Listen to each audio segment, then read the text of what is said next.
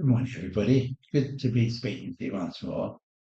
I normally speak first thing in the morning after morning prayer. So we've had morning prayer this morning, and we've had somebody from here in Grand Community, somebody from one of the other Canadian islands, Lanzarote, somebody from Warsaw, um, yet somebody else from Germany, and somebody from, or two people from Germany, and myself, of course.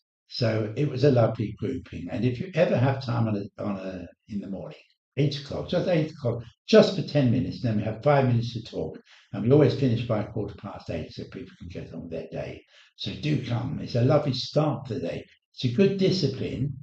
And it's good just to quieten, or I find it good to quieten myself for a few minutes just to face the day, having faced it with God and at the beginning of the day and trying to see everybody and everything that will happen through the eyes of the God of love. So, the story today is about belief, and I'm always surprised what people do believe. And obviously, there's some very basic things which people believe. They believe that when they drive their car, that everybody else is going to stick to the right side. And I always think that that's a very impressive thing that we have that sort of complete belief in everybody else's driving skills, their integrity, and so on. But when it comes to, and people believe, of course, that they are loved, and that's wonderful. And usually that belief is completely confirmed by the people around them.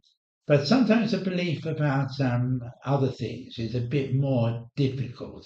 And I'm always surprised, really, why people believe certain things. And perhaps what I'm saying today is stop for a moment and just think why you believe some of the things you do believe. Why do you believe that some politicians rather than other politicians? And why do you believe some articles of faith, Christian faith or whatever faith you have? Why is that? So here goes the story. It's the story about Nasruddin many centuries ago, and he had a donkey. And he had a neighbor, and he didn't like his neighbor. And his neighbor came one day and he said, could I borrow your donkey, please, Nasruddin? And Nasruddin, as I say, didn't like his neighbor, and so he thought, no, no, I'm not going to let him have the donkey. And so he said, oh, wait, no, I'm so sorry, you can't have my donkey today because I lent him to my brother because he needed it. So the neighbor said, well, fair enough, that's fair enough. And so off he went. And as his neighbor left the house, he heard the donkey braying in the field behind the house. So he came back to Nasruddin and he said, you said your donkey wasn't here and that it had been lent to your brother, and I could hear your donkey braying in the field behind the house. And Nasruddin said, well, who are you going to believe? Are you going to believe me or are you going to believe my donkey? Well, think about who and why you believe, and I will do the same.